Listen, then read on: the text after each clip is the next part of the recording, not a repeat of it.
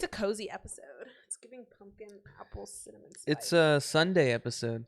Is that a thing? Today's Sunday. Okay, yeah. I love Sunday. It's the Lord's Day. So we can post it on a Sunday. Why? Because people will get the Sunday vibe like we are right now. Let me just get the episode. You had fucking COVID.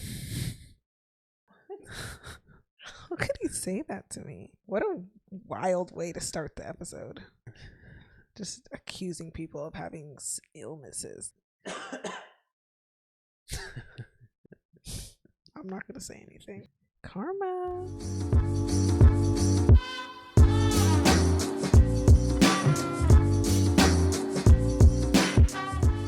Guys, good morning.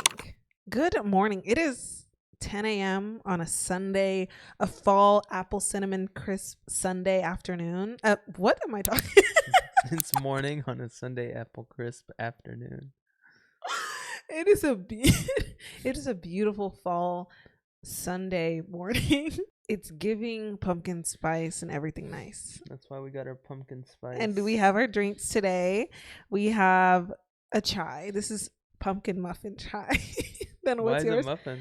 It's fall. It's October. Mine's the same. It's just the Earl Grey. Cheers. Cardamom. ASMR. Oh my god, that's good. If y'all want my recipe, I'm not gonna like force it on you, but if I were you, I would ask. What's the opposite of gatekeeping? I feel like the opposite of gatekeeping is like, it's like those people that just tell to, like Gabby Hanna. That's the opposite of gatekeeping. Is that the singer? That girl who like randomly starts singing when people are interviewing her. Yeah. The Viner. Yeah. Wow. So good morning, guys, and welcome back to the Get Paid to Live podcast. What episode is this? Episode 3, officially. Yes. So if you're listening on the streaming platforms, we have chai and we have tea. Did you already say that? Yeah. Okay. So you can't see it, but I would highly encourage you to go on to YouTube and see what it actually looks like, because it's pretty good. It's just, I want them to get an idea of the pumpkin spice fall October hype. That's all. Just imagine your favorite caffeinated beverage. Yes, and feel free to get your own. Like, life is too short to not have a cute drink. Welcome to the Get Paid to Live podcast. This is a space where we explore how to live first and get paid second. Whether you're an entrepreneur, you work for someone else, or you're just curious about creating a dream life, in these episodes, you'll find inspiration, tips, and motivation on how to navigate that process through our honest reflections as new entrepreneurs and candid interviews with everyday dreamers just like you and I. Wow. And we are yet to have a guest on the podcast, but we have a lot cooking. So get excited for your everyday dreamers to be on this podcast. I'm excited for our guests. And we realized the other day they all tend to be female entrepreneurs. Yeah. Except one. Yeah. Shall we get started? Are you excited? I want to say one thing about guests. Okay. I think it'd be really cool if once we get more than 0 subscribers on the YouTube channel, we start, getting our subscribers on the podcast. That would be really cool. Please. Because that's exactly the point. Yeah. We want guests that are relatable. Yeah. You're like, the people listening, the more that they're able to tell their story, it's going to affect someone else who has a similar story, and just, it just passes on and on and on. And the point of the podcast is to guide people and show them what it could look like visually what it could look like. And there's no better example than actual human beings, right? Because there's no one way toward one way to do entrepreneurship. There's no one way to start a business. There's no one way to start your dream life. Yeah. There are 7 billion ways to start your dream life. Like, every unique person has their own unique journey. Mm-hmm. And so we can't just like sit here and try to tell you the laws, the principles, the rules for starting your dream life, or, being an entrepreneur or whatever. Yeah. That's why we want to bring on as many guests and show as many examples as possible, so you can start to stitch together an idea of what that journey could look like for you. Yeah. Because that's been super helpful to me. Just observing a lot of people that I admire and trying to stitch together a roadmap for myself. This podcast is really to make room and space for this topic. It's not necessarily to be some manifesto or just like some strict guideline, or like this is how to get from point A to point B. necessarily. It's really just to make space to think about it, be creative about it. It's kind of like spirituality or, diet and exercise. Like, you're never like done. Right. It's just like this Lifelong journey that you're going on. And the only thing you can do to even get closer to what you want that to look like is to make room for that in your life. And I think this is something that is so easy for people to say, look, this is just like a pipe dream. I don't have time for that. If you slowly, even if it's just listening to an episode or listening to someone else's story, like that's research. That counts. Okay, so today's episode is going to be about being misunderstood in general, but especially as a entrepreneur or somebody who is intentionally designing their life. Like, there are going to be stares, there are going to be confused faces, and you are going to feel like you are an outsider. Because you probably are in this journey, whether you are starting a business or have a business, or you are, trying to live out of a van your whole life now, or you just don't want to do things that are conventional. Yeah. And you're feeling these feelings of, why am I the only one? Why doesn't anyone understand me? Or I have a feeling that even though people are around me and they support me, they don't get it. Like, it's just this feeling of feeling like an outcast. And our bodies don't like that feeling. Right. We do everything possible to fit in because of our survival needs, and that's just how we were made. And I think that's why it's so easy to give up, because if you don't have a community of people around you who get it and understand you, your biology is going to tell you that you're in danger, and it's going to stop you from doing what you actually want, will actually make you happy, because you think because of the people around you, or people not understanding you, or not having enough of that support and that evidence that this is the wrong route for you. So I wanted to talk about that because I think it's so important, one. But two, I feel like if you can actually find positivity and strength in the fact that you're different, or the fact that you're doing something a little bit weird, that can take you a long way. I have a feeling, and I've seen it before. Yeah. I feel like I've been misunderstood most of my life. If that ain't the truth. But I mean, we were talking about this earlier. This is like one of those examples of things of turning a liability into an asset. You might think like, oh, I'm an outsider, I'm a weirdo, no one understands me. Like, it's such a big weakness, it's such a big obstacle for me. But just changing your perspective on that and turning that liability, turning that obstacle into an opportunity, turning it into an asset. Because if you don't fit in anywhere, like you don't fit in at like the corporate job, or you don't fit in, at the whatever other thing that people do. Just say you grew up in a really religious town. Yeah, you don't fit in the church or whatever. Use that negativity almost, that kind of the lack of you fitting in, to override your biology, like the way you put it, where your biology wants you to fit in and conform. But use the fact that you're out of place to help propel you out of there and toward your dream life, or toward the things that you want to pursue. Give me an example. Paint a picture of somebody turning their liability into an asset. Like, what does that look like? Because I heard that, I think you've told me about that before. And I didn't really like understand it until I like saw, like, when you hear somebody's success story and how they were like, I was the town joke, I was a clown. And then they end up being like a, famous comedian that has like their own show. You know what I mean? Like, I don't know. I'm just making that up. But like, I think that's happened with you before. For sure. I don't know why. Maybe because he said comedian reminded me of Kevin Hart. Oh, really? Because Kevin Hart, he's always been a small guy. So that's a perfect example. He wasn't like the biggest guy in the neighborhood, and I'm sure people would like mess with him and whatnot. But what he learned from an early age is he learned how to use his words and how to influence people through, comedy and just being funny and being likable. And he turned his biggest liability, at a young age into his greatest asset, which is his mind, his ability to, make people laugh and become one of the most successful comedians of all time. And one thing I didn't know, because I don't really follow him that much, I just watch like his movies in passing, but Shaheen is I would say you're like a moderate fan of him. Yeah, I've seen like interviews and stuff with him. Okay. I don't have COVID.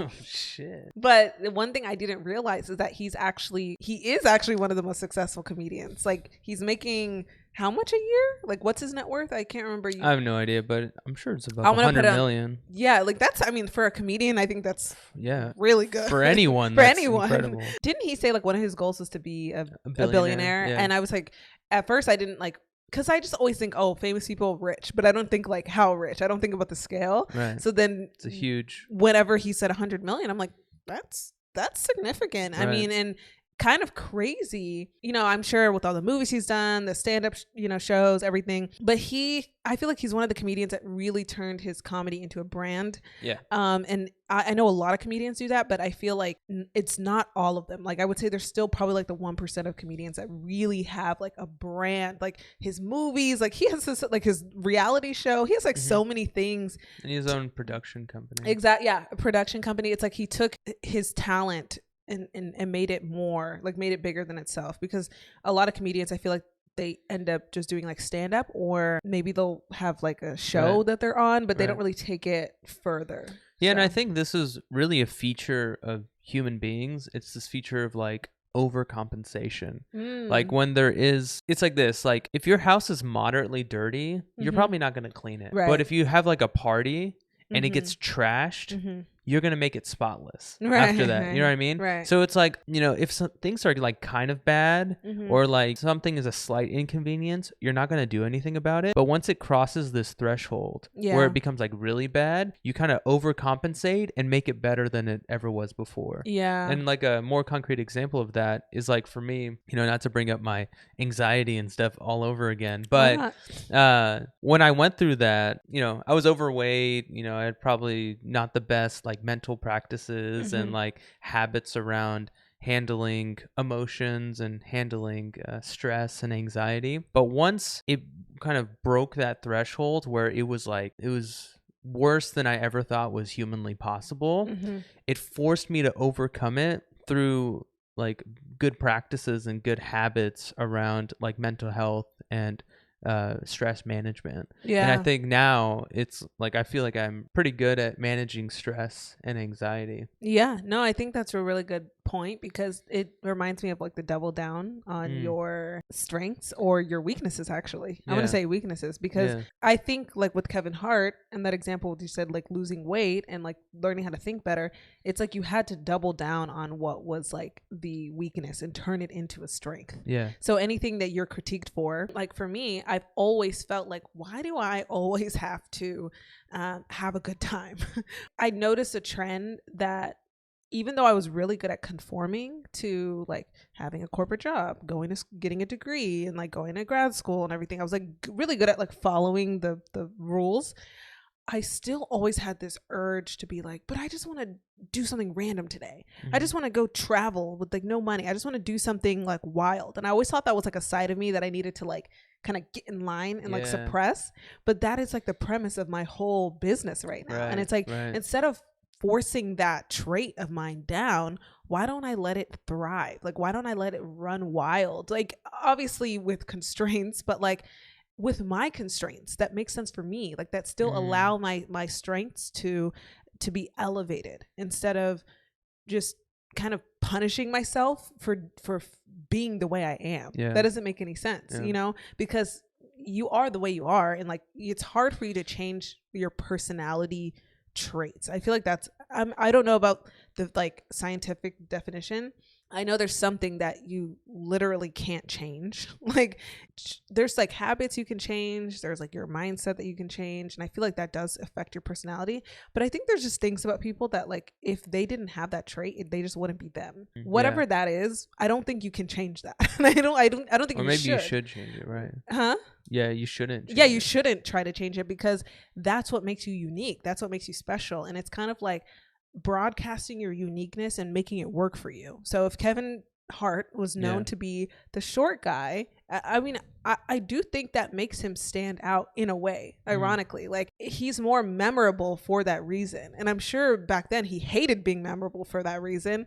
But like as he used his actual strengths and combined it with what, like, oh, he's the short guy, everyone knows him as the short guy, he is now memorable in a good way because now people know him as that comedian. And I think that helps his brand. And I think it's like, stop trying to hide those. If he was trying to pretend he wasn't short or pretend that he wasn't like this goofy guy, he wouldn't be the Kevin Hart that we know and love today. And I think that's the same thing with your traits. And like with your traits, like, use your anxiety for good. You know, you're just an anxious person. You've always been an anxious person. I've always been somebody who just likes spontaneous things instead of just letting that come out in the wrong way. Like, I'm just gonna go buy a Lamborghini, you know. Let me let it come out in the right way that actually benefits me, like starting this podcast because it's a great outlet. I feel like I can help other people, and it's a way for me to continuously express that part of myself. You know what I mean? Yeah. So it's a good thing. The larger theme here is taking that thing you see to be like a liability and turning it into an asset. I guess the specific thing we're talking about here is being misunderstood. Instead of viewing that as a liability, viewing it as an asset. Yeah. And I think it really is an asset for entrepreneurs because your uniqueness gives you a unique perspective on the world, which means you're going to see opportunities that no one else can see. Yep. That's so funny. That was literally the next point. Oh, really? Okay. As an entrepreneur, and we say entrepreneur, but just take that synonymous with anything that's like different. I feel like entrepreneurs are just different. Entrepreneur is one of those words. It's such a broad category and can mean so many different things. I want people in all situations to be able to relate and understand, because as an entrepreneur or someone who is starting something new or different, trying to curate your dream life, I feel like by default or by nature are going to choose things that people just don't understand. Because you have to see that your goals, your vision, you have an idea of what your dream life is. Not everybody does that. And that's something that I had to learn and understand. Or maybe they just don't pay attention to it. That's my hypothesis, but I think everyone has it. But a lot of people aren't making that the focus of their life. So the natural tendency is to just go with the default. Everybody listen to your parents before you, look at what everyone else does, follow the crowd. That is the default. So everyone's, at least in America, it seems like most people are going the route of like, I get a formal education. So I go to school, I get a degree. After that, I find a job that can pay me well, and I'm going to try to climb the ranks until, as much as I can, get more money, on that hierarchy, and then have a kid. So get married, have a kid, get a house, and just keep doing that. Like kind of just going in that cycle. Let me see if I can make more money so I can maintain my family and maybe vacation once a year. Like that's kind of the norm. Yeah. So if you say anything or are going after something that is different from that, you are probably going to be misunderstood. People are going to not, their values, and we talked about values in our first episode, but their values are just different, and that's okay. And you might have different values. So if your value is creativity and someone else's value is stability, if you are doing something, if you're taking risks for the sake of creativity, the person with the value of stability is not going to understand why you're quitting your job to backpack around Europe with all the savings you have to your name. Maybe for you, that's a creative venture. Maybe you're planning to meet artists on your way, or maybe you're planning to, study art. Yeah, like be inspired by the art in Europe or something. That is not going to make any sense to them. They're going to be like, why are you doing that? You're not going to have any money. What are you going to do when you get back? And maybe that's something to you. You're just like, I can figure that out. That's not a big deal to me. Right. And I think it's important when you're having those conversations or when you're going through that to not keep it's going to happen. You're going to second guess yourself, but don't practice second guessing yourself.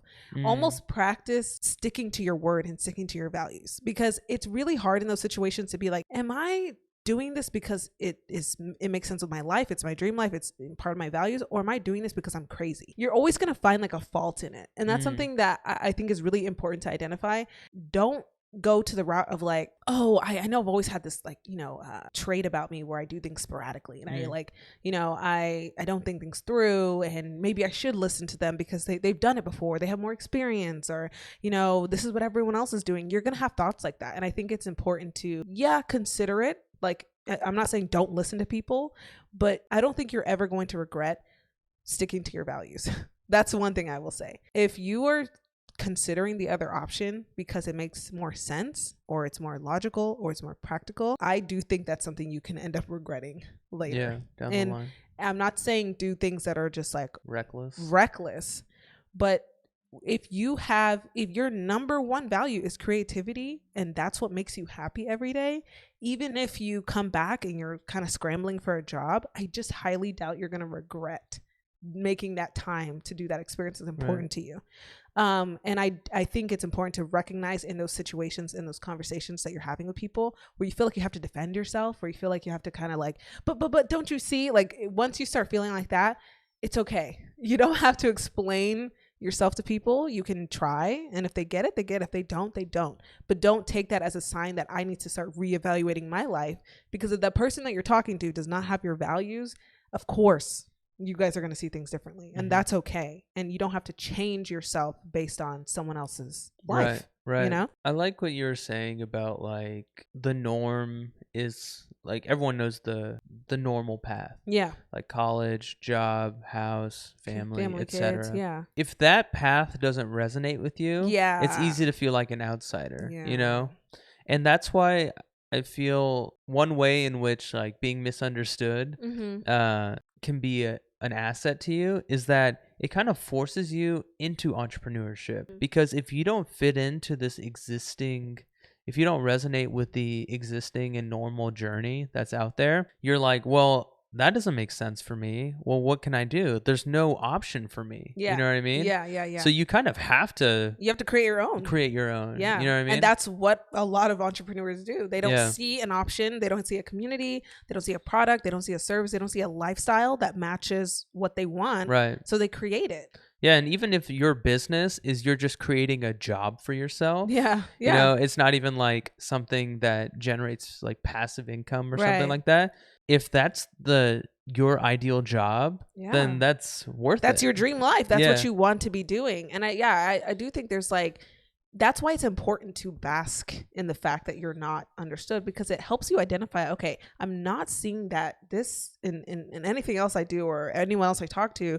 Then what is it that I actually want? And I think it actually forces you to sit down and be like, okay, most people's jobs, they have to work 9 to 5. I don't want to work 9 to 5. Right. And maybe that becomes an issue because a lot of entrepreneurs, they talk about how when they were working jobs, they were always beefing with their employers. They were always, they weren't a good employee because they were constantly making trouble in it. I mean, just look at Steve Jobs. I mean, he just, you know, like, I feel like instead of seeing it as like, oh, I'm just bad, I'm just not a good employee, and labeling it as like, oh, I'm just weird or whatever, investigate that. Like, think about, why is it that I cannot work 9 to 5? Yeah. Why do I not fit in? Why do I not fit in? Why don't I care about this this subject or this industry? Maybe it's because I don't agree with this industry. Like, I was talking to an entrepreneur. She was like, she works in an industry she doesn't like because she feels like she doesn't agree with the practices. And that's important to understand. It's not just like you don't like it and like, oh, everyone else likes it. It's like, that's why she's starting her own company now, because she doesn't like what she sees, and like, she wants to work in the industry, but she wants to change it. And that's important, because now you are planting a seed for something that a lot of other people feel, and they don't see examples of it.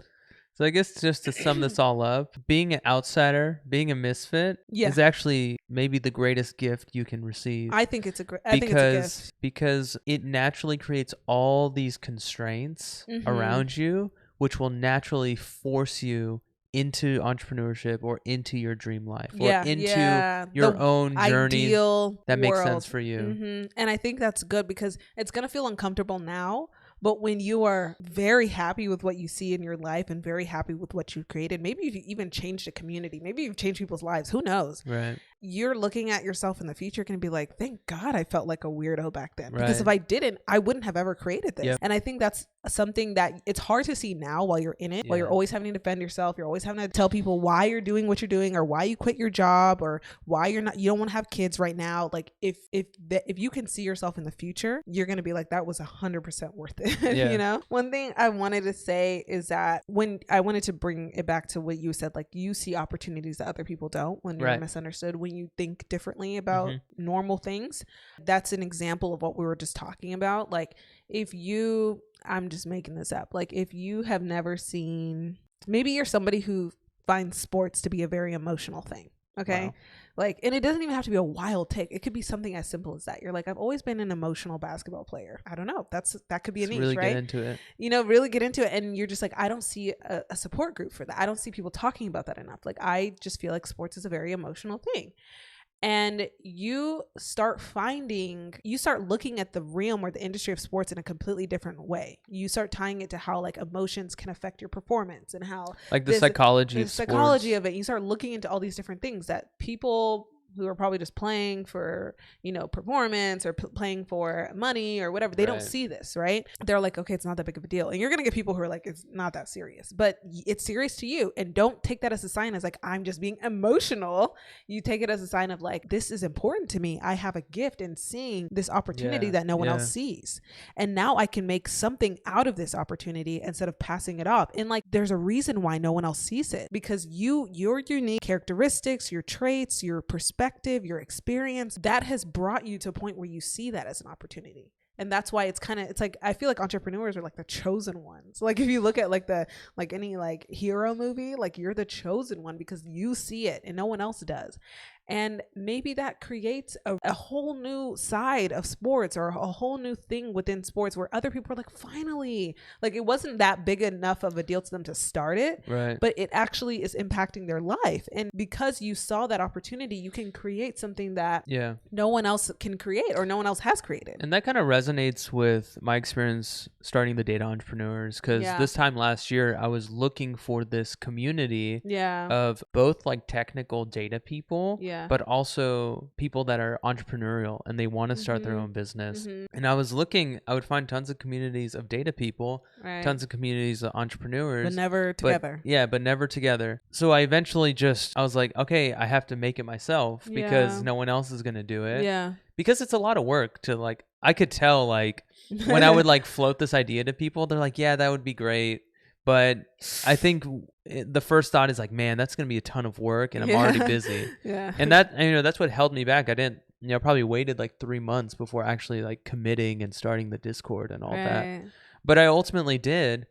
And I'll get messages now and I'll talk to people and they'll say, dude, this is exactly what I was looking for. Like I was looking for this exact community. That's crazy. It's like that's who I was. Like I was in that position too. And it's like, okay, I'm not the only one. Other people are after this. So you just never know who else is a weirdo, an outsider, an outcast, like you. just like you. And they're just waiting for someone to do that extra bit of work. And at the end of the day, it's not a whole lot of extra work. It's maybe like 4 hours a week that I, spend on this community. But it's important to you. And I think it makes it easier when things are important to you to do them for a long period of time, or do them if they're even like 8 hours extra of work, because it means something to you. And that's the thing. It doesn't, like the person who said that, like obviously it does mean something to him, but not enough for him to start the whole organization. So that's why I feel like, and maybe there's something he's going to start that is like, someone's going to be like, thank you for starting that,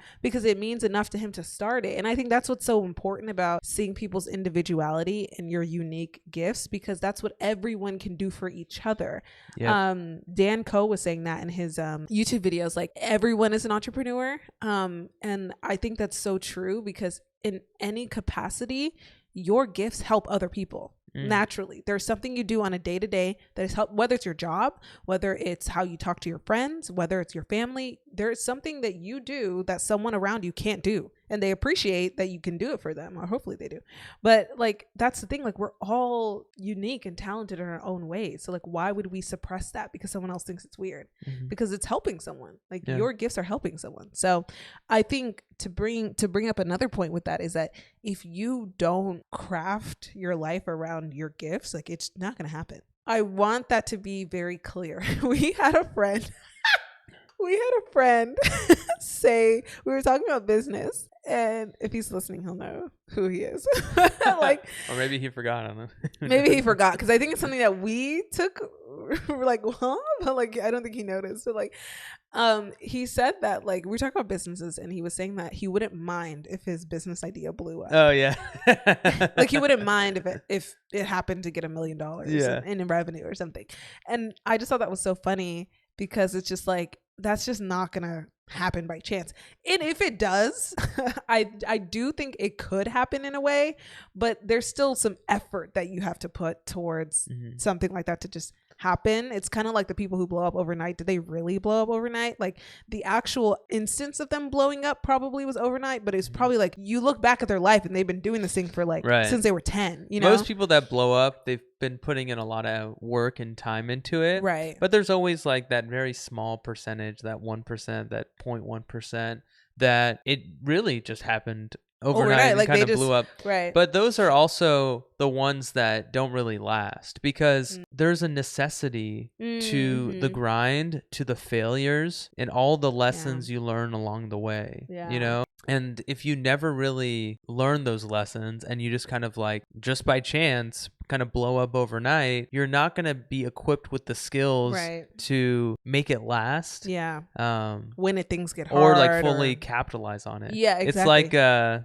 It's like Kendrick Lamar song with Dr. Dre on it. He said anyone can get it, but the hard part is keeping it. It really, that's true. I think like the journey teaches you what you need to know. And if you don't have the journey, you can still start the journey even after you blow up, but some people when you get the dopamine hits so quickly and so fast, it's hard. Look at child stars. I know, like literally, like it's hard to keep a sane brain while all of that's happening to you. It's like you're not thinking clearly. It's like hormones. I feel like but no, I just think if you don't use your gifts, if you don't craft your life around those gifts, it's not going, your life isn't going to magically just start moving things around for you. This was go ahead. I was gonna say this was like a big thing for me too. I felt like at a certain point in my life I was just waiting for things to get better, and I was just like, oh yeah, I think one day, you know, things are just going to get better. Like success is going to knock on my door and, you know, everything's going to be great. But then probably around like the anxiety time era, I think one of the big lessons was like, no one's coming to save you. Like you put yourself in the situation. You have to get yourself out of the situation. Yeah. And, you know, it's just the realization like your environment isn't just going to conveniently arrange itself to match your goals, to match your dreams. If you want that life, you have to force your environment to kind of match what you want. Yeah. Like, I mean, I wrote a blog on this, sort of on this topic. Like, the premise of the blog is like, we can't all live the same life and expect to be happy. Like we can't do that. It's not going to happen. That's why you have to purposely disrupt things in your life. You need to be a disruptor. Whoa.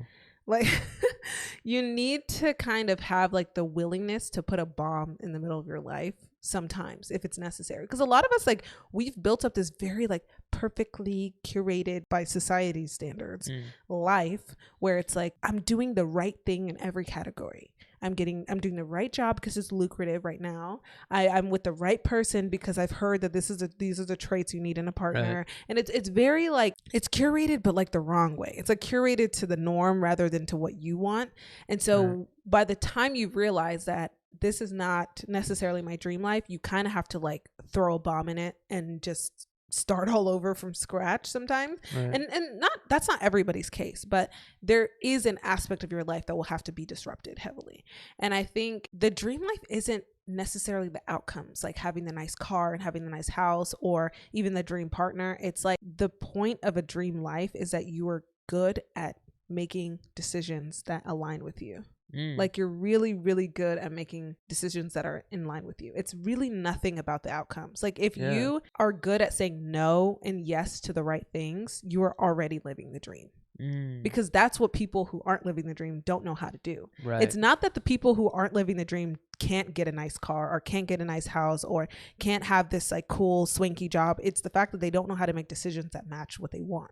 And I think whenever you make decisions that match, you understand yourself enough to know what you like, what you don't like, and you're able to respectfully navigate that in the world around people. You have the secret to the dream life. You know what I mean? Like you have it in you. And I think when you find the opportunities, when you find the gifts that you have, your challenge now is to start rearranging things to fit what you want, how you want it. And I feel like that's an everyday decision. whether it's like your habits, whether it's like who you speak to, what you have going on, like that's an everyday decision, and it's hard to keep up. It's a practice rather than just like an outcome. A dream life to me, I just realized this last week, but it's more of a practice. It's kind of like the working out. It's kind of like the spirituality. It's like it's something you choose every day, and it then when you're making the right decisions and choosing the right things, you're able to manifest these amazing opportunities, and everyone's like, wow, like that job was made for her, or like wow, she looks so good, like how does she look like?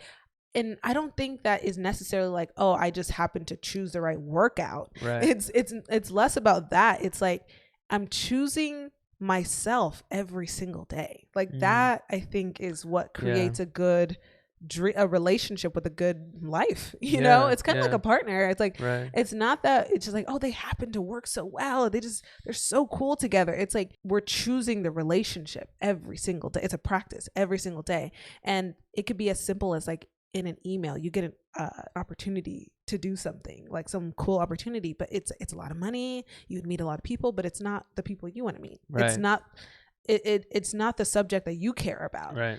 And if you're not in your values, you're not thinking in your values, you're going to choose things that don't align with you and be like, why am I not happy? Why is this not my dream? Like I have a dream life, someone's dream life, but it's not mine. And I think it's because you're not choosing your gifts. You're not choosing the right opportunities, and and when you don't choose those, it's hard to make a life that fits exactly what you want. I really like what you said yesterday. What? When you said your biggest fear is to wake up one day, like in your 60s or 70s or whatever, and look back on your life and realize you lived someone else's life, or you didn't live your own life. Like, oh, I lived a life that's not mine. That's how you said it. Yeah. No, I think that I know people, they're like, my biggest fear is to like not have people around me when I'm like dying or something. If I lived my fullest life, I'm gonna be okay. I think it'd be like, I don't know, maybe that's just me, and I don't know, I obviously haven't been on my deathbed yet, but to me that would be the scariest thing, is to like realize I didn't live my life, the one I didn't do the things I said I wanted to do.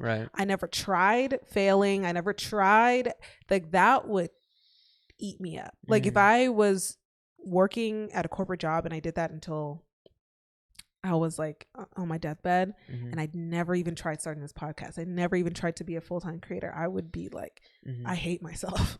I would. And maybe it's not that scary to people, but that would be the worst case scenario for me. So, and I think I don't know why I just thought of this, but there's another caveat here where there are some people that the normal journey, that is their dream life. Exactly. And there's nothing wrong with that either. There's nothing wrong with it either. If that's your dream, like by all means, like I've seen people who thrive in that life. And I think maybe the reason we're not kind of harping on that journey is because you're going to get so much positive feedback from society already. You know, you get like that you're VP, not misunderstood. Like you're just not. You get the VP finance job, you get the nice house, you get the nice car, you get the nice education, you get the nice family. No one's going to be like, man, you shouldn't do that. You shouldn't keep doing that. No one's going to discourage you. But I think that's also like, you know, there are no rules. Your values, your goals are yours. And, you know, whatever that looks like for you, I think that's what's important. And if everyone just even like went 10%, you know, just kind of lived through their goals and values, just, you know, 10% more, you know, I think everyone would reap the benefits of that. We'd all be better off. Yeah, no, I agree. I want to talk about how we've been misunderstood. Oh, yeah. Just to give some, I know the people who are misunderstood will probably relate with this part, but what does a misunderstood life really look like? And what do you always hear as someone who's misunderstood? Recently, I had a conversation with family, and they're just like, so you quit your job? And then they're like, so what are you doing now? And I can't explain what I'm up to, because not only is my field like technical, it's hard to understand. Data science, so is like complicated. This stuff is like complicated and hard to understand and kind of inaccessible in some ways. but also it's hard to understand because I'm doing it on my own. So I'm like, it's so hard to explain it because it's not like you're doing data science at Toyota. Right. And people are like, I don't really know what data science is, but I know Toyota. So good job. Good job. Or Great. it's not like, I'm doing something that makes sense, but on my own. Like I'm doing accounting. Right. I'm starting an accounting firm. Yeah. Or I'm starting a law firm or something. Right. It's like, okay, going out on your own is super risky, but being a lawyer is very safe, or being an accountant is really safe, or being a doctor is really safe. Yeah, so good job. But this is like on both levels. They're like, what the They're like, this kid's fucked. Because I think you would typically, somewhere in your explanation, there's data science. He also has to explain, like, he started this community called the Data Entrepreneurs, never to exist. So no one knows what that is. Right. And then you have to say that you're also a content creator. Right. Okay, what is he making content about? Yeah, what is content? And then it's like, oh, I also have, like, I think the most understandable thing about your career right now is the fact that you consult people. Yeah, the consulting. So that's typically, I can't tell people the full story. I can only tell them a piece of it. Yeah.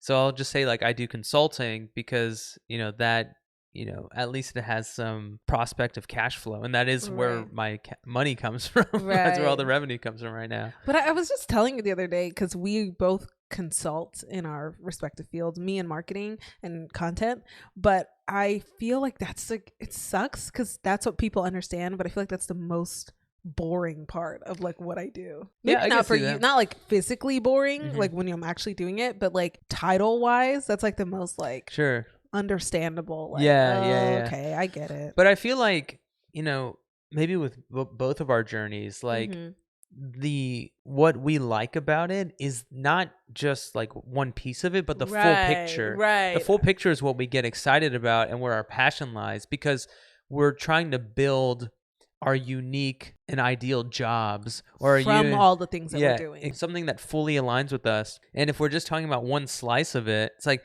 yeah, there are aspects of that I really enjoy, right, but it's not where all my passion lies. The passion lies in the full picture, and it's hard to like, convey the passion when I'm only telling part of the story. One piece of the puzzle. Yeah. And I think that's what you and I take our pride in curating the dream life, the lifestyle that we're living. It's and I think you put it perfectly. It's less about like, if I tell someone I'm a consultant, like I consult people in marketing, it's just kind of like, okay, then I feel in my brain that I sound like everyone else, and I hate that. And I'm like, but that's not really what makes me special. It's like how I'm putting it all together, and my my brand, and like what I'm building, and that's way too complex. Not like too much. Really complex, but in terms of like understanding, because when you tell people you're starting a business, they're thinking, oh, money. I feel like they're thinking, how are you making money? Exactly. And we're not really making that much money at all. And we're so excited about it. And I think that's so confusing for people because they're like, you're excited about something that's never existed and it doesn't really make a lot of sense, and you're kind of doing what everyone else is doing. I feel like that's what it translates to in their head, and they're like, at this point I feel like you and I don't bother that much unless someone is actually interested in it. It's easy to be misunderstood because we don't think of value to be equivalent to money. I think we have a much more general perspective and interpretation of the word value. You know what I mean? Like, value is your time, value is your attention, value is how you feel, your energy, value is being creative, value is, it can be anything. Value is your freedom. Value is like the relationships that you have with like-minded people and with your partner, and so like for me, I think we talked about this in an earlier episode, like I feel so much more rich now, even though I'm making a fraction of what I was making. Even though the money side of the value is a lot smaller, I feel like when you add everything together, I feel more rich now because of like the relationships I'm building, like the freedom I have, the things that I'm learning, the ways that I'm growing today that I wasn't like 4 months ago. And I think that is what is this kind of more general view of value is what makes us so excited and so happy. Excited, but also misunderstood. Oh, yeah. Because, I know, because people don't. Yeah. I don't think people feel the same way. They can definitely understand it, but it's not. It's not how they live there. It's not the rules that dictate their life. Yeah. So I think it's hard for them to be like, okay, that's great, but like, so what are you gonna eat? Like, how are you gonna put food on the table? It's still not. I think it's understandable, but it doesn't necessarily translate to where they're like, oh yeah, I feel that too. Because him and I always talk about like lately, we just wake up and we're like, wow, like. And I want to give you context because I think being honest is very important, and I really want to show what it looks like. It's like him and I are probably collectively making, I wouldn't even say $1,000 or $2,000. No, we're making more than that. We are? You made $1,000 last month. Okay, yeah. I made $1,000 last month from content, and then consulting is probably going to be another $1,000. But I mean, it's not a lot of money. It's not a lot. We're making almost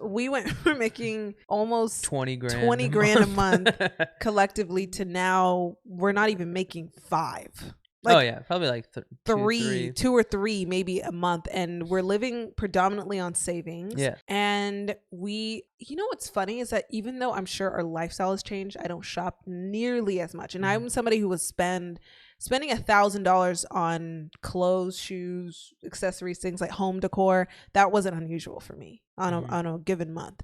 That'd be like a bad month, but that wouldn't be like, crazy. And we were traveling, and we still find ways to travel. We'd also eat out a lot. We used to eat out a lot. We were talking about this too. Like we went to like Nobu for fun. Nobu, North Italia, just like it's like sushi spots. All everywhere. Like we were on a regular Sunday spending $200 eating out was pretty normal. Yeah. And I think that's just to paint the picture of now. I spend my expenses outside of our like living expenses because he takes care of most of our living expenses. My expenses are like $1,000 now, and that they used to be like $5,000.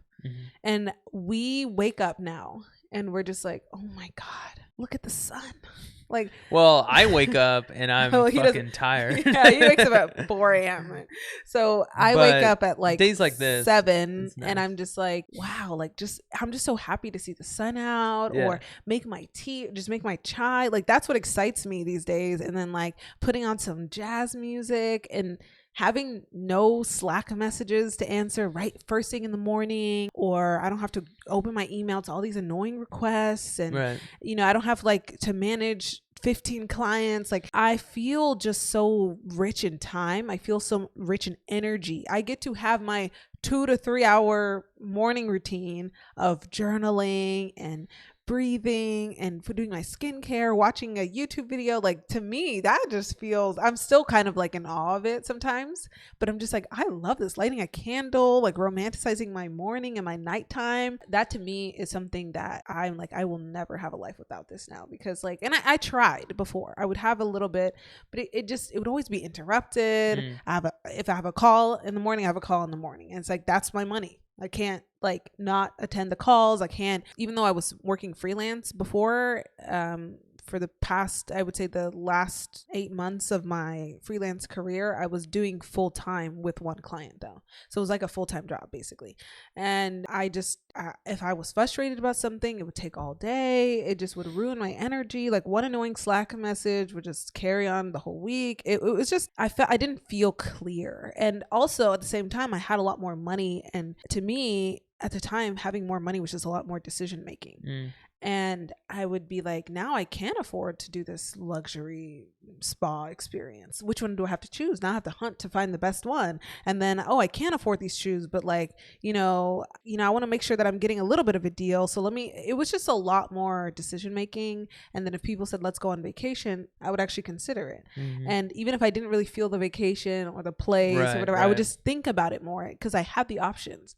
But now we don't have any options. If we vacation, it has to be very small, and it has to be very like perfectly fit into our budget and our schedules. Gotta check multiple boxes. Yeah. And now that we're actually doing what we want to do, we're very picky about what we choose to do. And it's almost like a non-issue if something doesn't fit. Cause I'm like, well, I don't have money to do that anyway. So why would I even consider going? And it makes things easy. We're going to go to Italy this past July. We didn't go because, it didn't make sense. By the time it was time to pay for the trip. We were like, we go don't have any money. Go on the trip or have 1 month's expenses and savings. Made that decision. Yeah, we'll easy. take a month. Yeah, we'll take a month.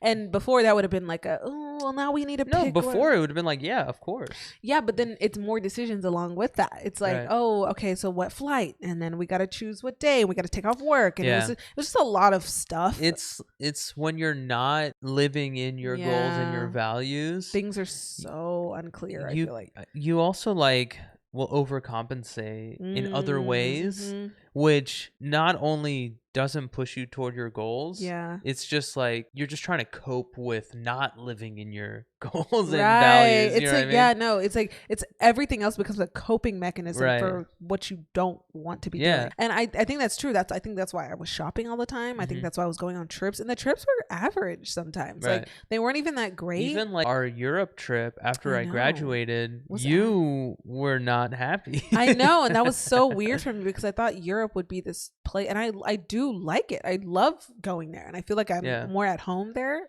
at times. But I think just the way there was a lot of factors that fed into that trip, but I think to sum it up, like I wasn't healthy mentally, physically. I wasn't exercising. We got really fat during that trip. Like we were just eating too much. We were both so busy and stressed because I was working this job. It was very unorganized in terms of like how I was receiving work. So I just felt like I was overworking. And to me, when things aren't organized, I think I overcompensate and try to organize more and do more. And that wasn't necessarily necessary either or helping. And then he was graduating and he had like 3 ceremonies that we had to attend. And because he was getting his PhD. And so we had like prior to when we left for Europe, not only did we not have time to plan anything, we barely got time to book the hotel. And then he had all these ceremonies and parties. Like he had a big graduation party. So by the time we went to the trip, I think I was exhausted. Right. We were just checking one box. But like now, like we have no other option but to check at least 2 boxes. Like we're not like the only reason you're going to Europe is so you can also meet up with Deborah, my friend, who was my talent manager, and we were very aligned. I feel inspired when we get together. We create more for each other's businesses, and I feel like that's helpful. So now you're checking 2 boxes where before, and I'm also getting content there, right? So 3 boxes. Where before you had the means and this like desire to just do it to check 1 box, and that was fine because anything that wasn't working the job that you didn't like was fine. You know what I mean? But now it's like the more constraints kind of make life more meaningful. You know what I mean? Yeah. I know it makes things better in a way, and I feel mentally, I feel free. Like I'm not making all these decisions that don't matter. I have little money, and I have the thing that means the most to me, which is my career right now. And if things don't fit into those categories, we don't worry about it. And that's just like I don't even have the energy to expend to worry about it. And you're kind of really focusing your attention and your time and your resources toward the things that matter to you. And when you do that, instead of it draining you, so instead of giving your time, your attention, your energy to something that drains you and doesn't give anything back, you're feeding something that gives you fuel, that fuels you. You know what I mean? And so that's kind of like the downside of like working a job that isn't aligned with you, because you'll feed it your energy and it'll just like kick back money. And money's it's important. You need money to survive. But a lot of times, if you're getting too much money, then you're gonna start being wasteful and you're gonna start creating these unnecessary decisions. That's where lifestyle creep comes in. Yeah. But if you're feeding something that fuels you, even if it's not giving you like half the income, 1/4 of the income, if you're still able to like pay the bills and survive, you get more energy back and you get to use that energy. Yeah, exactly. And then eventually it all snowballs to where even though like you make little money at first, you just get to the point where you're just so productive and you're so aligned with your work that you're making even more than you were making in that job. Right. Okay, that's the hope, at least. Okay, let's talk about some of the pushback that we get. And I'm really curious about everyone else's too. So please, if you're comfortable, like put them in the comments what people tell you when you're describing your dream life or telling them what you want to do or what you're going to do, regardless of their opinion. I want to talk about some of the pushback we get and some of the decisions we've made going on this journey. I got one that just came to mind. What is Unless it? did you have one? I have one. But I want to see if it's the same thing because we get the same comment. Yeah. And this one, it's not unreasonable. It's actually very reasonable. And I would probably give someone this advice too. Okay. Which is, you had left your full-time client. Was this the same one? Yes, it was like this was in the same category. Okay, so you had left your full-time client and I was still working at Toyota. Yeah. And I was saying, yeah, I want to also leave. And then everyone was like, no, don't do that. That's not a good idea. You should wait till, if he's back on track and stable, and then you can leave. And then, you can be the risky one and trying to get something. Right. But I was like, no, that doesn't make sense. Like just being in it. I mean, maybe I wouldn't be able to fully put it into words why it didn't make sense and present the argument, but I just kind of knew in your body, when things my don't gut feel was right. telling me like, no, I think this is a better decision, even though it's like, okay, now she has unstable income, and now I also have unstable income, and we're both in this situation together. Like everyone's like, not a single person was like, that's a good idea. I know. I don't think anyone agreed. Yeah, if I saw someone doing that too, I'd be like, ooh, Yeah, I would if I was in their position, I'd also say like, yeah, maybe wait till the spouse has a stable thing, and then you can kind of take the risk. But one thing I think why you and I were like, that doesn't make sense, and why it was very quick for us to say that doesn't make sense is because we both know that we're about to be in this for a minute. It's not going to be like, let's wait till Iffy gets back on her feet. Iffy's not getting back on her feet for another few years. Yeah. Like, I think we both knew that, but for other people, they're like, oh, if you're starting a business, you just want to make money, but on your own. And it's like, no. I want to start a whole new life. Right. And that's going to take a long time. So I was just like, it's better that you get started as soon as possible, because you and I will figure it out money wise and living wise. But entrepreneurship is also about timing. And if you don't do things at the right time, it's not that it's too late, but sometimes, and someone said this on another podcast, like you just get to live in that life that you want longer if you do it at the right time. If you do it sooner than later, you just get more time living the life that you want versus the one that you don't want. And I am very sensitive to people obviously living lives that they don't want to live. So I saw after a year of him just like working at his job and like his corporate job and just kind of putting energy in that, I just felt like he wasn't where he could be. He wasn't living the potential that he wanted to, and that's your whole mission. You know. And it just like, it felt like I could never tell you to keep doing that if you didn't want to do that. If you wanted to for a period of time, for a means to an end, I'd be like, okay, fine. But I felt awful too, because like I was just like starting to explore this new life, and I just felt like he was having to give 40 hours of his week that he could like, and he's such a productive person that I'm like, if he was just putting that energy into his own stuff, he could be making moves, like, and so I just felt like I could never say, you have to do that. Was that the thing you had? I had several. I had several things. So one thing is like our career choices, which is also hard to explain. We've said this, like, it's hard to explain because it's not just a job that we're after, it's a life that we're after, and a brand that we're after. It's like so many, it's hard to just explain that to people. But two, I think we have been in a relationship for 7 years.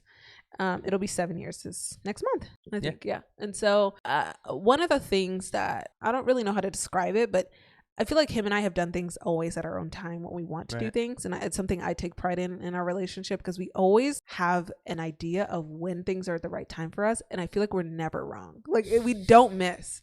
If we say that we're going to like get engaged at this period, I feel like it's the right time to get engaged. If we say we're going to move in together, it's the right time to move in together. Like, nothing has ever felt off. I will admit, our engagement, we got engaged in March in Bali. That was a trip. It's on my TikTok if you want to watch the vlogs. That was a trip. We got food poisoning and we were delayed 4 days in Korea. So anyway, but I feel like there was a lot of pressure from outside people of like, you guys have been together so long. Where's the ring? Where's this? Where's that? And like, I just felt like him and I did not feel that way. At the time we were living together, like it was the first year we were living together. And I didn't necessarily foresee that we would be living together before we were engaged. But to me, it just felt like the right time. And I feel like we're just on point when it comes to our timing. And I felt like the engagement was like not way off, but I think maybe you felt pressure from people to propose faster. Maybe, I don't know.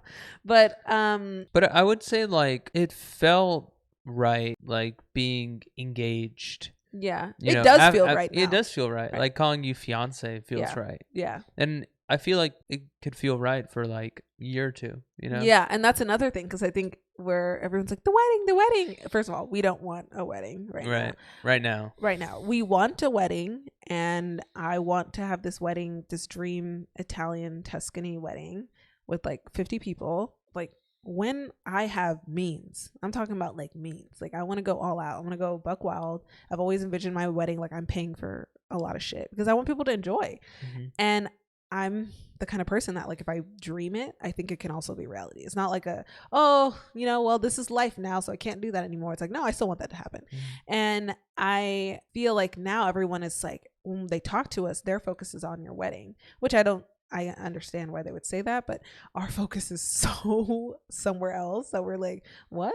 Like, the wedding stuff sounds extremely boring to me. I don't care about necessarily being engaged like the way that I feel other people feel about it. Like, I know for me, I've always wanted to be married. I know I wanted to be engaged, but to me, I just want that to be something that's like ours and we get to bask in it. Like, I feel like I loved our dating period because it was such a era, like, and I want our engagement to be an era, so it's not like I'm trying to rush into the next step of like, now I'm ready to be a wife. It's like, I just want to enjoy every part of our relationship. And that's another thing. I think, at least for me, I think it's always, the pressure is always on the girl to like find this stuff fascinating and entertaining, and I don't.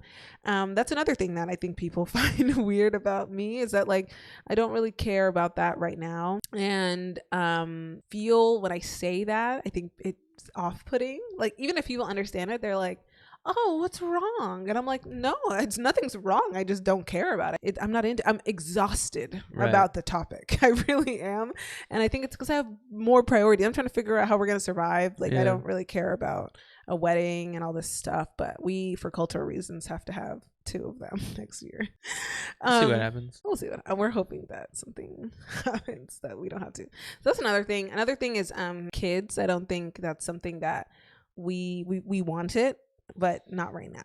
And I think because everyone's like, you've been together so long, and now comes the wedding, and now comes the kids, and we're like, no. Now comes the career that we've always wanted to build. And like, for us, we've entered this era of our life where we can start creating everything we want. We don't have school. We don't have to, work necessarily like for other people. Like, we're finally able to start doing what we want. And I think that's everyone else's perception, is they can finally have kids and get married, and we're like, no. So I feel like we get a lot of pushback about that. And then I think the last thing we get pushback about is a house. Buying a house. We live in Texas, and I think that's a very common thing because everybody has property here. Everyone has their own land and blah blah blah, like compared to like a New York. We're living in an apartment till you're however old is not that uncommon because there's no space, but there's a lot of space here.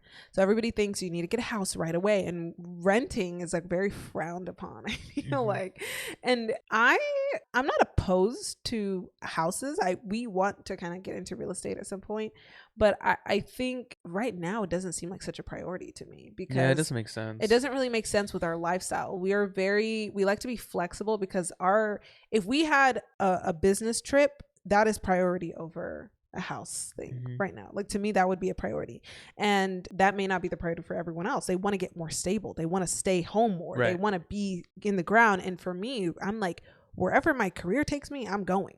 So having some property that I have to worry about, if something goes wrong with it, I'm gonna have to maintain it. That is going to piss me off if I have to put focus on that. So renting makes more sense for us, and it's more expensive, and sometimes, and it really depends. And I mean, it depends on the house that you get. Because like here in Texas, if you look at my mom's house, for example, and she has her mortgage, and you kind of like look at the bills, and it kind of comes to being less than what we're paying.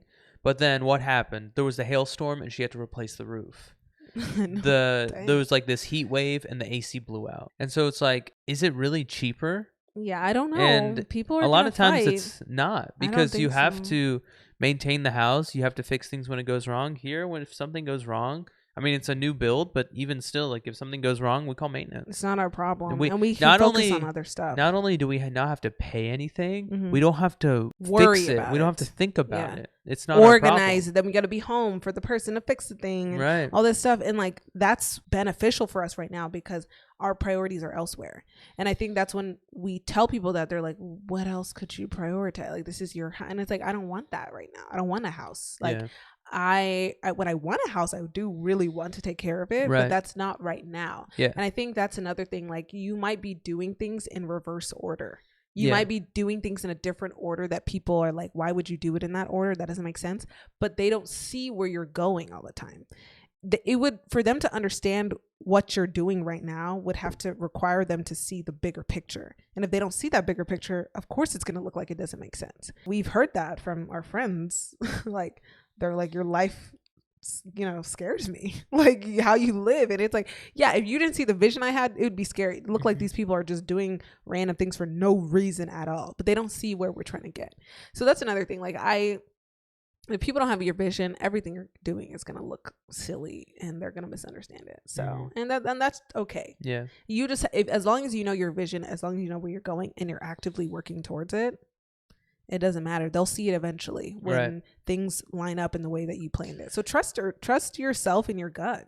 And this was actually something I wanted to say when we were talking about it earlier. I think two things happen as you kind of keep going along the journey. You know, it's like one, you start getting more proof. Like more things start happening that make sense to people, like more concrete things. Because like when you're just like living in your values or like living within your goals, like these are very abstract things and they don't really mean anything to people. But once you start getting like these like more concrete things that start happening, like a brand deal, or you hit a certain number of subscribers or the revenue gets to a certain point, like these more concrete things start happening. Those are things people can start to understand more readily and make sense. Like, I made 10 grand last month through my content. It's like, oh, that's shit. Okay, maybe now you can start. Business. They're gonna be like, no, okay, I see why you're rearranging things for this content, and it's like it starts to make sense to people. And then another thing that happens is you get better at articulating it, because the vision and the journey becomes more clear to you. Right, it's getting more clear and it's getting more concrete. And I think I like this. I don't know who said it, but I feel like people say it all the time. They're like, you're always crazy until it works. Yeah. You always sound silly. You always sound crazy until the thing that you're talking about actually pans out. Right. And everyone's like, oh, that's what you're talking about. Imagine how like crazy some of the people that you look up to now, how crazy their job must have sounded when they were broke. It probably sounded like they were nuts, but they saw the vision. I can't think of somebody who's like, sounds really ridiculous. That maybe no like one else... Mr. Beast, literally counting Beast. To 100,000 or something. Like he's making videos about pretend game shows and giving people money and like, do you know how silly that sounded? Like if he were telling somebody, his employer, if he was like, I don't know, at the time, like 18, telling his employer, like, I'm going to become a multi-millionaire, like probably billionaire eventually. I'm going to become a multi-millionaire with my YouTube channel back in 2010 or however old he was. That sounds stupid. That sounded so stupid back then, I'm sure, because first of all, YouTube back then probably just started, like it was just becoming a thing.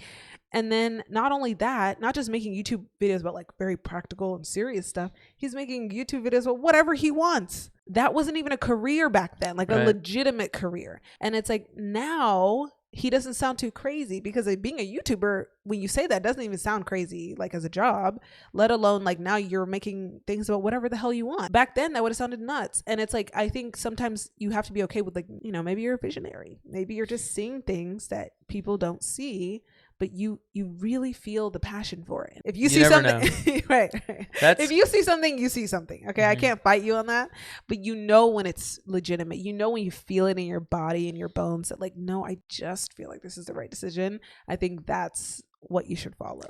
Or it's kind of like the flip side of it is that it would be so painful if that never became a reality. Like that, company didn't exist, that service didn't exist, that YouTube channel didn't exist, like that life for me didn't exist. If that was that idea is so painful, I think that is when the real motivation kind of kicks in. And I think one thing is that him and I, a good thing we found is that when we feel underestimated, we get motivated, and maybe you relate, but I think we use people's misunderstanding us as fuel to keep going. It's kind of like, no problem. You got it. Like, you don't think I can do it? Bet. Like, I think that's something that we use as a positive thing. And now I don't know if this is just because I feel so sure about my vision, but like when people doubt or they don't understand, I'm just kind of like, I almost find it funny. It's like legitimate. I'm like, oh, silly girl. I'm not trying to be like egotistical or anything, but I just really feel like, oh, you just don't see what I'm seeing. Like, you just don't get it yet, but I can't wait to like show you what I'm saying. Right. Vindication. Yeah. It's vindication. All right. Sorry guys. We had a bathroom bait. I love bathroom baits. We had a bathroom break. We haven't eaten this morning, so we're a little lightheaded. I had a protein bar. Okay. I had some goldfish. Okay. How do you actually implement embracing the fact that you're misunderstood? Okay. Like, what does this look like in practice? Exactly. How do you cope with it? Exactly. I would say the biggest tip is to choose yourself. Practice choosing yourself. Make your dream life and what you want a priority, because you're not going to blow up on accident, and maybe you will. Okay. But probably won't. It probably won't last if it does. And the trick is to choose what you want and keep iterating. Like, it's almost like a routine that you have to keep practicing. Like, how can I make it better? How can I make it better? How can I make it better? Just like keep going. And I feel like there's ways that you can make that happen in your actual life. So one thing is to make your environment curated and fit into your dream life. Like, change up the aspects of your life or your environment or your habits or your friends or whatever to match what you have in your head. Set yourself up for success. Set yourself up for success. You have to engineer that life. Yes. So when it comes to how you plan your day, we do quarterly goals. We have planners. We both have calendars, and I think it's good to also have an accountability partner in that process, because it's like you need to make it a priority. You need to put it in practice into a plan, a physical, tangible plan. And then you need a way to keep that in check. Right. You need something to keep that to stick. A way for that to stick. Yeah. So, and of course, this looks different for everyone. How to navigate being misunderstood, how to navigate moving toward your dream life. Everyone's on their unique journey. This is kind of more what's worked for us so far and what we do. Setting yourself up for success, that is something that was a big lesson to me me early on. You have to make it easy for yourself to be successful. And I was telling you about this, like part of my daily routine is like I wake up early, and then the first thing I'll do is just like drink water and brush my teeth. And then at that point, I'm like up. So at that point, it's easier to go to the gym. Right. It's easier to go to the gym and not get back in bed and try to sleep more. Right.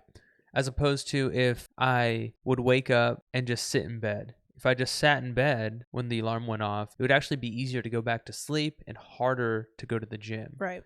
And so it's like these little micro things that you sort of discover on a day-to-day basis and just through practice that tilt the odds into your favor. Tilt the odds into the favor of you going toward like success or going toward the life that you want and away from the life that you don't want. Yeah, and it's hard to keep it intact because assuming that you are misunderstood and not like everyone around you, I feel like there are not, at least we found it hard to find entrepreneurs around us who are living the way that we live. So in a life or a world where you don't have a lot of examples around you, it's incredibly important to set yourself up for success, because you are going to have so many examples of the way you don't want to live. Right. You're going to see so many examples of that it's going to be hard to hold on to what you actually want, you know? So I feel like there's like two buckets for this, like how we at least keep this in practice. There's like a physical and there's like a mental way that you have to affirm yourself into this life or this way of living that people don't understand and that people are going to encourage you not to do. So I think physically within the physical, there's like an inward and outward process. So physically, there's going to be people that you have to combat that are going to be trying to creep their way into your life. And then inward, like you're saying, I'm feeling tired today, I don't want to go to the gym. That's like your mental process that you have to fight to keep the life that you want. So I feel like for us, at least physically outward to people, we are very firm, but we're also very respectful. So that means saying no when things don't match or align, and you don't have to be rude about it. But okay, this is assuming that you've made what you want a priority already, right? So you've put it in your calendar, you've put it on, you've written it down, you're thinking about it. We do quarterly goals just to make sure that we're on track.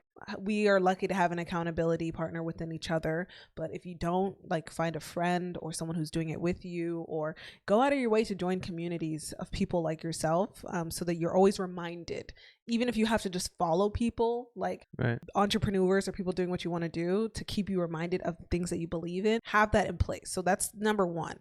But then once you have it in place, that's where the physical and mental come in. So we're talking about the physical outward. Now there's going to be people who, like your family, your friends, maybe the people who aren't doing what you're doing, who tell you like, let's go hang out, or like, let's all try to work towards, some corporate job, or like, let's all do this thing that just doesn't fit your lifestyle, the one that you've already outlined for yourself. You have to say no. You have to make decisions that maybe are uncomfortable, but are very necessary. Yeah. And just saying in like a respectful way, like, sorry, that doesn't work, or like, I can't do that. Like, I can't do this week, or, probably next time, or, what I mean? Just like ways where, you're just saying no, essentially, but you're saying it in a way that is not like rude and doesn't come off too harshly. Right. Because you have to understand that, like, maybe they don't see life the way you do. So it's not their fault. It's not like they're trying to be malicious. They're not trying to harm you. They just don't understand. And I think that's being okay and comfortable when they don't understand, and just be like,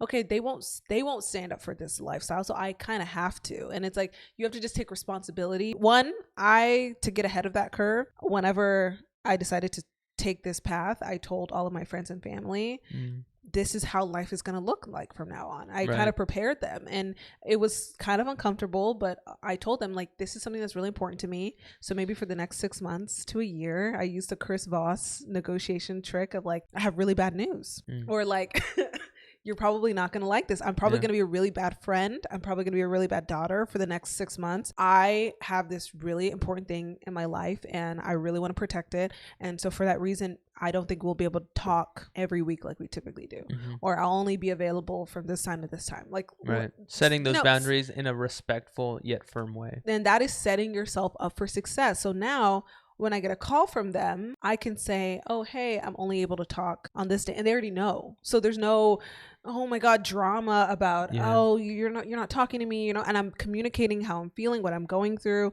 because I think you do owe people a little bit of communication and honesty. They don't have to get what you're going through. They don't have to understand it or live it. But as long as you communicate and they're trying to communicate back, that's all you can expect. That's really good. A bit more tactically for me, I do find having a schedule helps a lot. Like, because most of my time is blocked for and allocated for specific things that map onto like my like quarterly goals, or just like long-term goals. And my priorities. And so a lot of times when someone asks if I can do something or if I'm available, sometimes I'm just blocked, and I say like, oh, I'm actually not free. You know what I mean? So it's not even like a decision, like, oh, can I do it? Can I not? It's like, well, I mean, that time on the calendar, I'm going to be doing this. So there's not much of a decision to make. So that helps a lot. That's a good point too. It's like pay yourself first in your time. And I like that. People say that a lot with money. Like when you get your paycheck, pay yourself first. So like pay for your own savings and pay for your own, or like basically it's like put your money into your own savings accounts before you start paying your bills. But do that with your time. Yeah. I like so that. At the beginning of the week, you put things that are important to you first on your calendar. So that way, when you're telling people when you can hang out, it's literally it's prioritized after your priorities. Mm-hmm. And I think that way you're always sticking to what you want and what you believe in. And then you're still making time for the people around you, but they are not the priority. That's the point. Like, well, what they want to do is not the priority, not them, but like the things that they're asking you to do. So in that way, it makes it less emotional. And that's another thing, because you might resent them if they're always interrupting your plans. So it's better for you to just naturally build your life in terms of hierarchy. Yeah. It's going back to setting yourself up for success. Like make it easy for yourself to say no to things that don't align, and make it easy for yourself to prioritize and actually execute the things that are important to you. Yes. Time blocking, using your Google Calendar, putting it in a physical calendar or planner. Plan your days based on what is important to you. If that means that every hour you must try painting, or like painting is important to you, art is important to you. Yeah. Every hour on Friday afternoon, you dedicate an hour to painting. That is a firm block in your calendar that is not going to be moved unless you have a different priority. That's a good example, because this is something that I get misunderstood for too, because Monday through Thursday, I think it's like 11 to noon, I have a block for music. Yeah. And people don't understand that. Like if someone would want to have a call during that time, like especially if you're working at a company, and like you just can't do that, because that's like when people want to have calls, and it doesn't make sense. Like saying I'm not available because I'm going to play music. They're going to be like, what? People think that's stupid, but it's like, just because me playing music isn't a priority to you doesn't mean it's not a priority to me. And I think it's one of those things that is really important to me, and that's why I kind of have that block. When you do that, you're going to feel a little silly, and you're really going to feel like an outcast, and you're really going to feel like an outsider. But if that's important to you, you just have to prioritize it, and take it seriously, because I would say like music for me kind of helps give life meaning. It helps remind me that everything's going to be okay, and it kind of gives me that outlet to kind of work through emotions and thoughts that may not be so obvious when I'm just living my life. And then without music, you feel the consequences. It has an impact. Like if I don't play for a while, then I think it impacts my emotional well-being. And that's a really good point, because people will treat your priorities the way that you treat them. So if you don't confidently protect your priorities, people are not going to take it seriously. If he told me he plays music from 11 to 2 and 12. I was like, that's a long time. 11 to 12. Okay. And I'm not going to lie, I didn't necessarily take it seriously. Like in the beginning of our relationship, I'd be like, can't you just play that another time? I want to hang out. Like I would, and it wasn't always 11 to 12, but like generally he would be like, ever since I met him, he's like, I play music at this time to this time. Maybe not, but like when you were playing music, it was like taken seriously. Yeah. And I learned over the years, like I will not interrupt him or text me or text him or call him when he's playing music. And I didn't naturally behave that way. But after I saw the effects of him when he doesn't play music, or when I do interrupt him and I am disrespecting his boundaries, I was like, oh, this is serious to him. And now when people are like, I want to, hang out with Shine or call him at this time, I'd be like, he's playing music. And I am like, I wouldn't say that, but I'm just like, I just want you to know he's playing music, and that's a big deal. So don't bother him, because I know what that actually means to you. And people can't understand, like, I'm not a music person. I don't have a certain time I play music, so I don't really get that. But because you've made it such a priority and you're clear on what it means to you, I take it just as seriously, or at least close to what you take it to. And that's what you want. You want people to, even if they can't fully understand it, they still respect it. it because it's what you want. You have to just give them that energy, and that's what you're going to get back. If he was like never doing it, or every time I interrupted him, he just allowed me to, I wouldn't take it seriously, you know? That's why you have to set those things in your calendar and stick to it, and be confident in how you talk about it. Yeah. Because people are going to be like, that's silly. And like, there's other things, like Shaheen wakes up really early. He wakes up at 4:45 a.m. every morning, or most mornings, and he goes to bed at like 9. And yeah, I try 8:30, I hope to. And I feel like when we're out, like at parties, or with family, he'll want to leave early because he has to go to bed, and everyone's like, because on maybe like a weekday, we'll be having a family party on a Thursday, like 8:30 and or it's something. 8:30, and we've only been there for like an hour, maybe an hour and a half, and he's like, I gotta head home because I have to be up in the morning. Everyone's like, come on, it's just one night, or like, let's stay a little longer, and he has to be like, no, I'm leaving. And he will literally leave the party and go to his room when he lived at his mom's, or leave to go to home. Like, waking up early just sucks. Like, I guess it gets easier, but it never gets easy. I've been doing it for years. So I've been doing it for like 5 years, and it never got easy. And the worst thing is you wake up and you only got like 4 or 5 hours of sleep, and it's early and you have to go to the gym. Like, I'm just so angry in those moments that when it's like getting to 8:30, 8:45, like, 9 p.m. I gotta go. I'm already like pre-angry because I know it's gonna suck in the morning.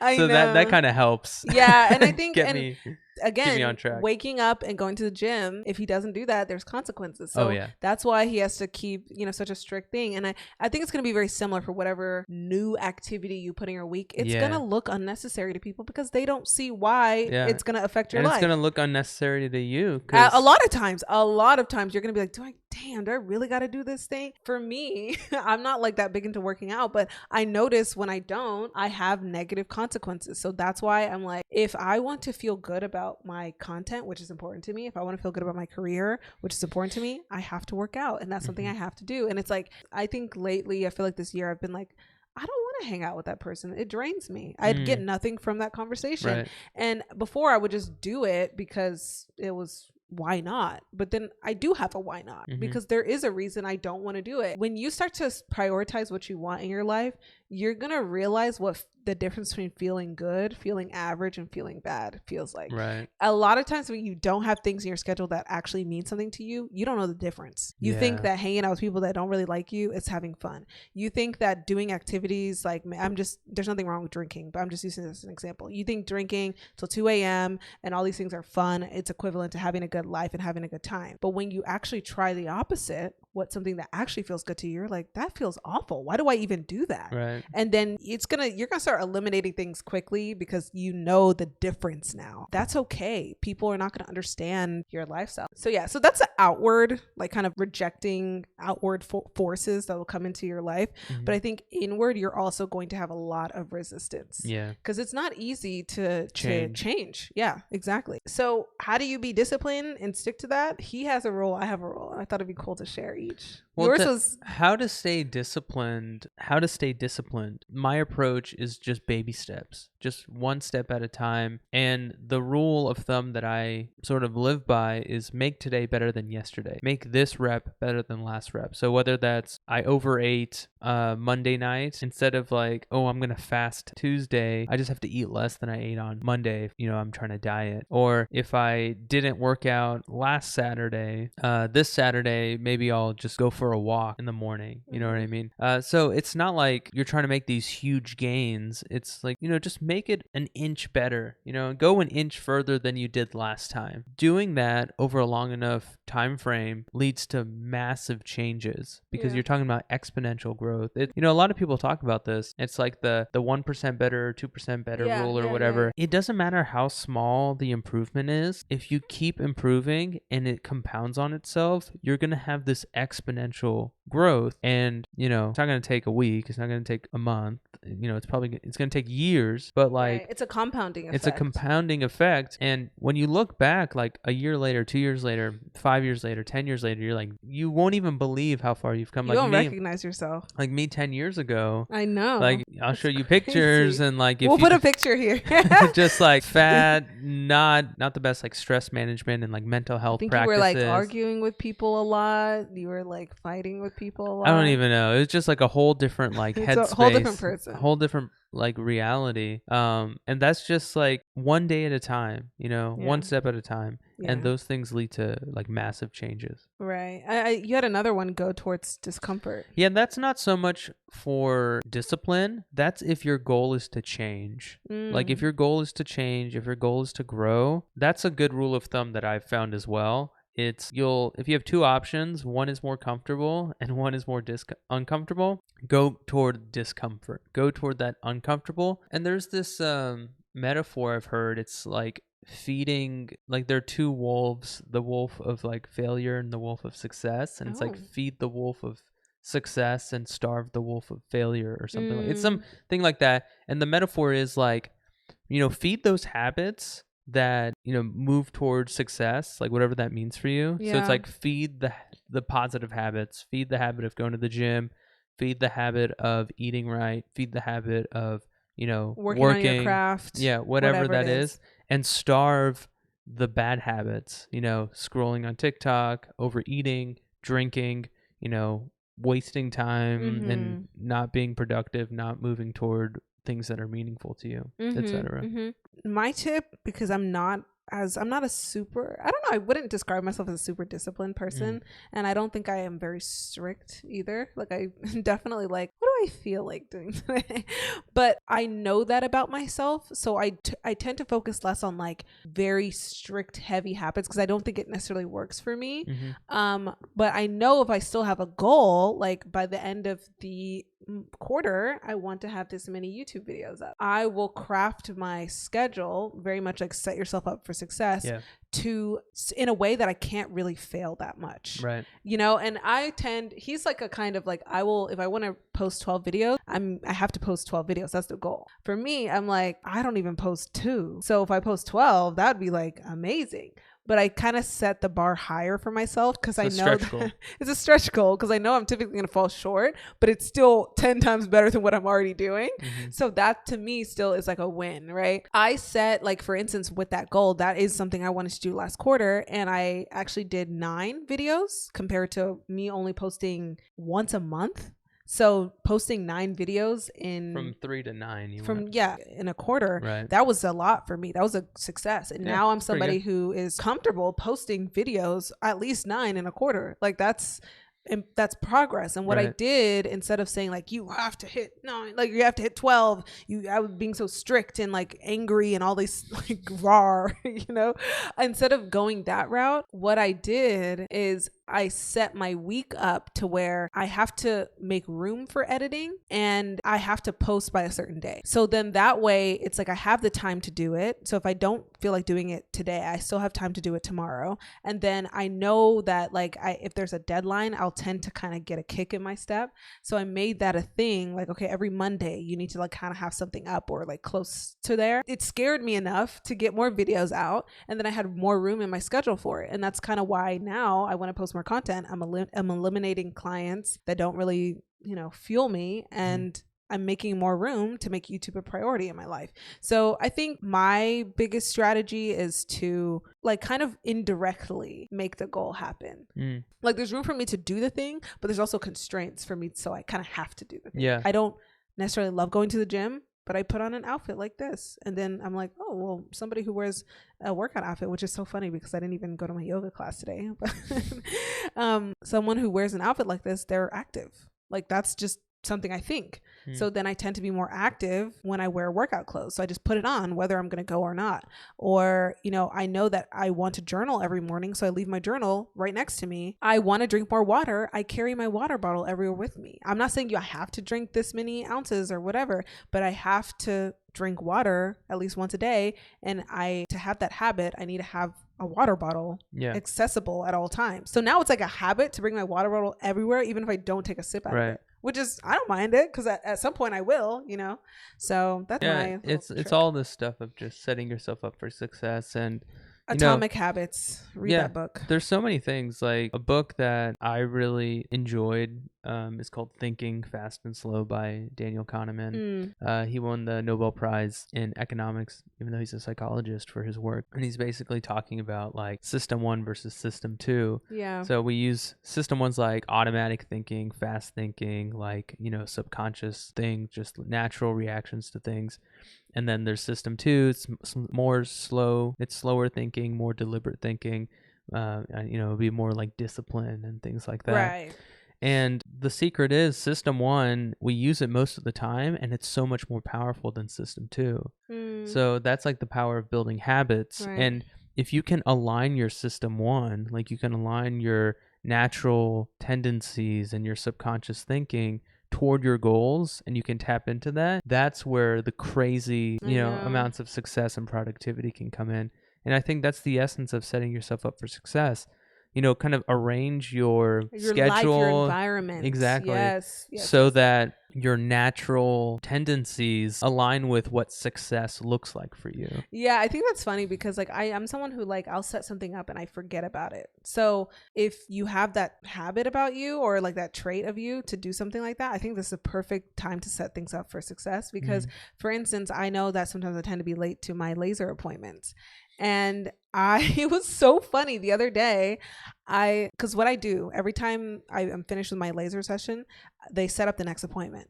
So when I'm setting up the next appointment, I schedule it 30 minutes earlier than what the actual appointment in your time calendar. Is. In my calendar, I put it. Early. So last time the appointment was at 2, but I set it up for 1:30 p.m. and my laser appointments are 6 weeks apart. So I will forget that I even did that. It's enough time. It's enough time to forget. And so the other day I went to my laser appointment and I was like, you know what? I'm going to be on time today. And in my calendar, I saw it was 1:30. So I was like, let me leave on time. And I actually got there at 1:30. And then I looked at my calendar and I was like, oh, wait. Or no, I actually, because they have a confirmation. So I was like, wait a minute. When I walked in, I was like, when is my appointment? And then I looked at the actual confirmation from the company and they're like at 2 p.m. And I was like, rats, I did it again. So what's the moral of the story? No, but maybe. The moral of the story is I can't be late because I keep doing that. I'm always going to think I'm on time or whatever. And even if I was late, I would still be early. So it was just. But, maybe another step toward improvement, kind of like make today better than yesterday. Like this is how I'm thinking. It's like, okay, instead of making it 30 minutes before, maybe make it 15 minutes before. Right. Because I mean, how often are you going to be more than 15 minutes late? That's a good point because I usually do 15, but I don't know why that day I was feeling frisky and I wanted to do 30. I can't trust this I think girl. I was late that one time. So I was like, you know what, maybe I'll do 30 minutes. And I really shocked me, but it actually worked out because I was like, I had another errand to do. And I was able to do the errand in that 30 minutes and still meet my appointment. So, but the point is, that's how I set myself up for success. Yeah. I find tricks and ways to help myself do what I wouldn't naturally do. And speaking of reading, that's something I am like, I need to get better at. I want to read more. And my trick is 1 page a day. Just read 1 page a day. And you would think, as simple as that sounds, oh, somebody would do that. No, I will still find a way to not do it. So again, leaving my books in the places that I want to do the thing at a certain time. So if I notice when I wake up and the books and the journals are not next to me, I will find other things to do. And that's just something about me. And if the books are there and I don't want to check my phone in the morning, I leave my phone in another room or something like that. Right. That's another trick. Yeah. Then I'm like, okay, what else am I going to do? So I have to do it. Exactly. So I think that's a practical example of making sure you do the things you want to do, not just in your calendar, but physically in your environment. Okay. So mentally, because that's like a physical thing. I know there's so many levels to this. That's like a whole other category of like, how do you keep yourself sticking to the thing that you said you want to do when people are judging you or they don't understand or they don't believe in it or you don't see examples. I think you have to affirm this lifestyle. It's again, making that choice every day to choose it against all of your odds. To me, I think a huge one is surrounding yourself with people like you. Yeah, it's powerful. And we don't have a lot of people around us necessarily who are living in this way. Yeah. So we consume a lot of content about what we like about entrepreneurship, about business, about mindset, about habits. Like we consume, whether it's a book, whether it's watching Alex Hormozy or watching like the Huberman podcast or something. Like I feel like that stuff just, because when I'm talking to my friends, I'm like, oh yeah, somebody said that the other day. I noticed myself, I will always say that. I'm like I wasn't Starbucks. I'm like, I was talking to a friend, and it's like, no, you were just listening to a podcast. And I think that's a good sign, because that just means that I've replaced my intimate relationships with content that I care to consume, that makes me feel good, that enough for me to talk to my friends about it. Yeah, like that's a good sign. I'm not saying, bombard your feeds with junk, but consume things that make you feel good. It's just, your mental space is another area for consumption, and it can be filled up with junk, just like junk food in your body. It could be junk in your brain too, and then hopefully physically you can also surround yourself with people who think similar to you or who are doing what you want to do, because it's so nice to have somebody be like, I get that makes sense. Like you're not crazy. I can't tell you how much that impacts me. Like we met up with one of my old bosses who is trying to work with him on a project. We met up with her and another entrepreneur, and like just being in that energy was so different. Like I didn't have to explain why I wanted to do things. I didn't have to explain my desires for things. She was actually like affirming them back to me. Like it's nice. Like every once in a while, just go out of your way to go to a networking event or join a group on Slack or Discord, because you need that like confirmation from other people that you're not crazy. Like we crave that as humans, know? And then I would say within those groups, having accountability partners, people who are actively going towards where you're going. If you're both like, it's so much easier in a way to be like, I'm gonna go, again, like backpack around Europe. And then what if there's somebody who wanted to meet you up in one country? Like that's new motivation to keep doing it. You have some, what is it, like stakes now?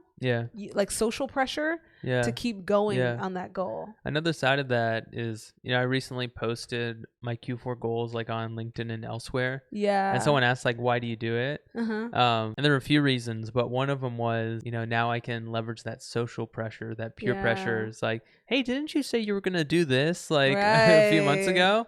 And so like now, even if no one notices or no one cares, like I feel like, I was like, oh, I announced to everyone that I'm going to do this. So if I just like give up, then I'm going to be exiled. People follow up with you on stuff. I said, I'm manifesting to move to New York. Some guy commented, he's like, are you in New York yet? And I was like, shit, like, you never know who's paying attention. And I think it's Tess Barkley. She talks about this on her channels, like hard launch your goals, because I know there's a whole side to it. Like you don't want to get the dopamine too early and tell people all your goals. But there's also another side. If you're serious about it and you want people to hold you accountable, tell the world what you're doing, because you're not, one thing is we don't like to look stupid and we don't like to be embarrassed, and you will do anything but to look like an idiot for saying something that you didn't plan on doing.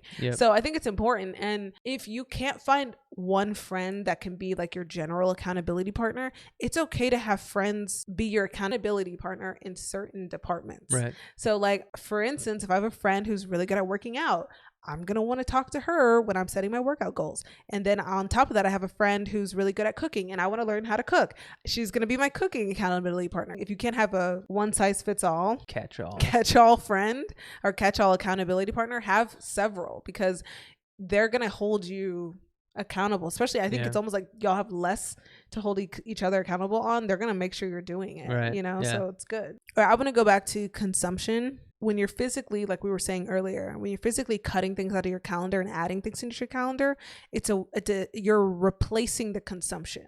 So we're consumers as human beings. Your thoughts, which affect your actions and your habits, when your thoughts are not what you want them to be, and you can change your thoughts, you behave in a different way. If your thoughts are so powerful and they affect everything in your life, I think that's actually the most important place to decide what you're consuming and what you're not consuming. If you don't want to be talking about drama or gossip, I'm laughing because Johnny's always like not interested in my drama and gossip.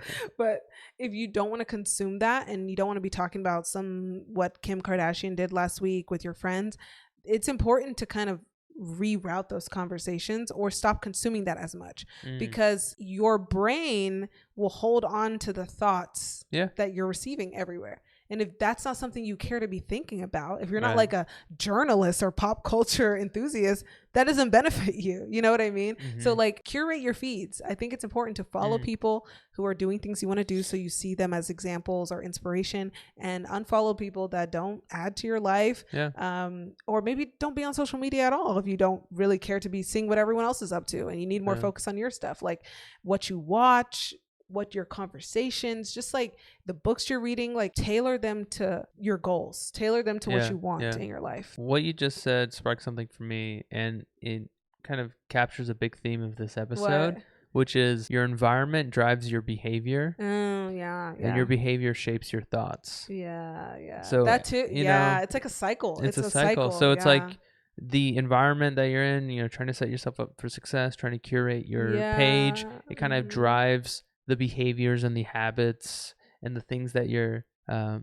behaviors and your habits, and then that also in turn will drive like the thoughts you're having, your mindset, your beliefs, your values. No, yeah, I think that's really good. It's all connected. It's all connected. The mind. Things are going to be very sensitive for you. So I wouldn't waste your time trying to fight battles and like defend yourself all the time and try to teach people why or show them how what you're doing makes sense. Don't waste your time on that kind of stuff. Just intentionally design your life to where you're getting positive, affirming, or strengthening thoughts or behaviors or actions, because it all feeds into that bigger cycle. And removing the negative. Go towards what feels good. Don't go towards the things that don't feel good. So, yeah. Wow, that's correct. That was a long episode. It was a long episode, and I love how we were going to cut it short so you could go to yoga, and it ended up being like twice as long. We did not set ourselves up for success today. But I mean, look, I think it's successful because I had to make a value judgment. I'm like, this matters more to me than the yoga class right now in this moment. But thank you guys for listening. If you made it this far, you are a trooper. Wow. I think for today's episode, what you can do going forward is, if you don't have a plan about how you're going towards your dream life, step one is to write it out on paper. Don't just think about it. Write it out on paper, put it in your calendar, make it a practical thing you can do every single day. And if you already have something established like that, I think what you can do this week or this month is do something to affirm that lifestyle. Do something to affirm that belief. So whether that's finding somebody like-minded like you in that field, or making extra time to do some stuff that you want to do, like an activity or a new skill or whatever, like I feel like everything's a cycle. So if you do an action that affirms the beliefs that you have, you're like, I'm a writer. Okay, do something that affirms being a writer. Start a blog or write a post, write anything, do something that makes you feel like who you say you're going to be. Because it's funny, when you feel misunderstood and you do things that still feel in line with what you believe, when you put it out into the world, people are going to start seeing you as that too. Like people are going to start taking it seriously too. So do something in your life to affirm the life that you say you are, like you're living, or that you want, or the person that you want to be. Take yourself out. If you're saying like, I'm an independent single woman, like do something that physically makes what you're saying true, and find people like you to affirm that back to you, something of that nature. Make that thing that people misunderstand you for more of a reality. I think that's the challenge for this week. That's my assignment. I like that. Like for me, I know I'm kind of hesitant to write on LinkedIn. Like I'm a little bit like, what does this mean? I'm not like a businessy kind of girl. Like I am, but I'm trying to shift away from that identity. But I'm kind of scared to like launch this new person that I am, where I'm like, I'm just a fun marketing girly with a podcast and I love content and that's it. I'm not a coach anymore. Or like I'm not like super consultant like anymore. And I think I need to make my posts a little bit kind of like, this is the new me. This is who I am now. I'm kind of scared to do that. Maybe I'll That's a great opportunity right there. I feel like I need to think more about mine. I also need some more calories. My brain is shutting down. My brain is shutting down too. It's been 2 hours without food and just a chai. So anyways, thank you guys for listening, watching, tuning in. You will see us again in a few weeks in our next episode. And if you missed any of our other episodes, be sure to check that out. And we'll see you next time. Boom. Thanks for joining. Bye.